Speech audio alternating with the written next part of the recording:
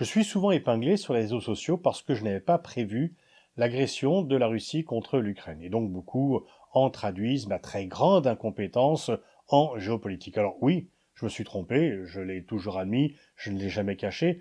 Se tromper, ce n'est pas mentir, ce n'est pas comme ceux qui nous ont raconté et qui plastronnent toujours sur les plateaux de télévision qu'il y avait des armes de destruction massive en Irak et donc qu'il fallait la guerre. Se tromper et mentir n'est pas la même chose. Mais je me suis trompé, effectivement. Pourquoi je me suis trompé ? Parce que je trouvais que ça serait une erreur de la part de Poutine de commettre cette agression. Non seulement, bien sûr, les malheurs qu'il allait causer à l'Ukraine, mais ça, il s'en fiche, mais dans l'intérêt même de la Russie.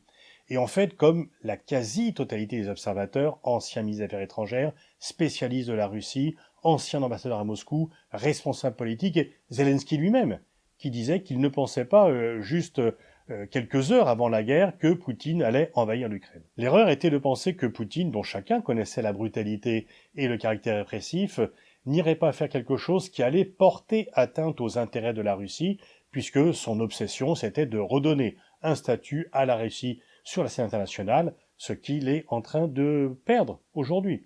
Et cela, d'ailleurs, dès le début de la guerre, j'ai dit que Poutine ne pouvait pas gagner cette guerre. Alors pourquoi ces reproches me sont faits à moi plus spécifiquement et pas aux autres ? Parce que depuis plus de 20 ans, je suis une cible, et depuis plus de 20 ans, on essaye de me démolir et surtout de faire fermer l'IRIS, ce que pour le moment, personne n'est parvenu à faire, même si effectivement nous devons encaisser des coups de façon régulière. C'est le prix de l'indépendance, c'est le prix de la liberté, je l'assume totalement. Mais dernièrement, je vois que cette offensive s'est portée sur Wikipédia. Et à ma grande surprise, ça m'a été signalé par les internautes, j'ai vu que ma fiche Wikipédia avait été très largement modifiée. D'abord, toute une partie de mon activité, de ma production, de ce que j'ai fait a été rayée.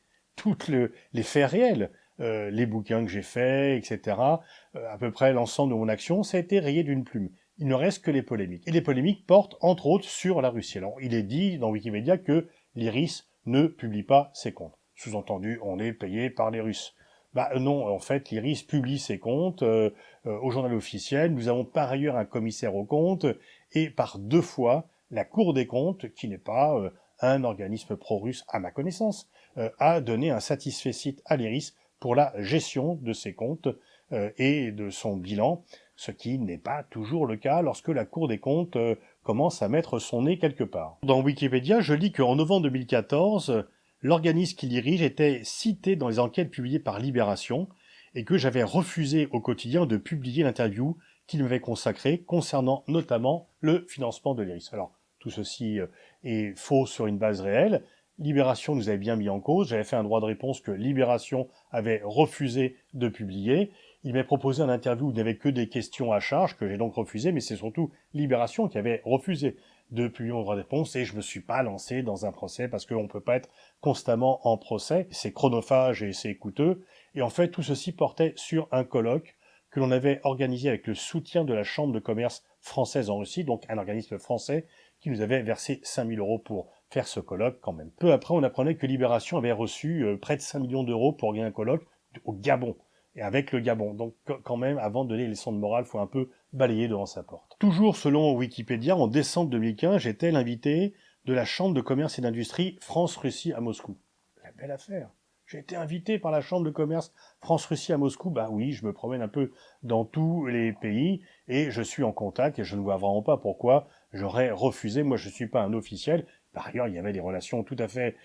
on n'avait pas coupé les relations entre la France et la Russie, et donc je ne vois pas au nom de quoi j'aurais refusé d'aller faire une conférence à l'invitation d'un organisme français, ou j'y serais aussi allé à l'invitation d'un organisme russe par ailleurs. Et pour tout dire, je suis allé en Russie au forum de Valdai organisé par les Russes sans que ça ne pose de problème et sans que je crois ne pose de problème. Et d'autres Français étaient là d'ailleurs, y compris des journalistes du Monde.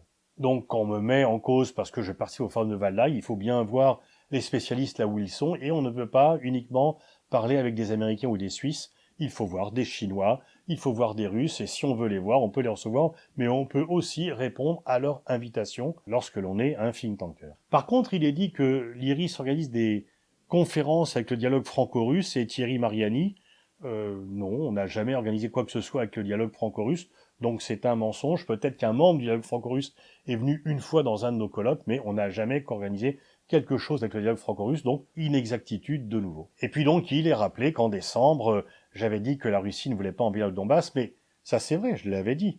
Mais en fait, on voit bien que d'une information vraie, on peut en tirer une conclusion générale inexacte. C'est que grosso modo, ce que dit Franc-Tireur, parce qu'en fait, Franc-Tireur est cité à la fin de cette note, et grosso modo, cette notice dans Wikipédia reprend les accusations de Franc-Tireur sur lesquelles je me suis déjà exprimé.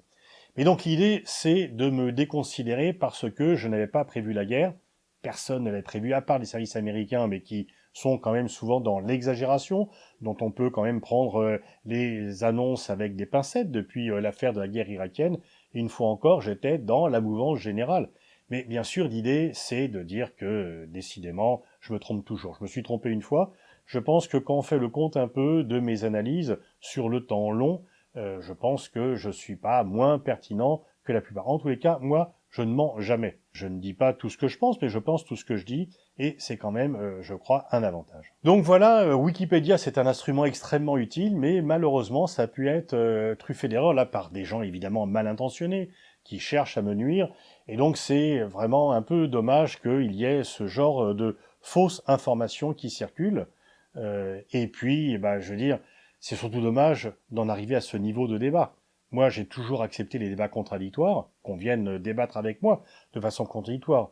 Le débat avec des boules puantes, avec des actions un peu semi-clandestines, en venant truffer de boules puantes et d'inexactitudes, voire de mensonges, ma notice Wikipédia, ce n'est pas la dignité du débat tel que je l'entends.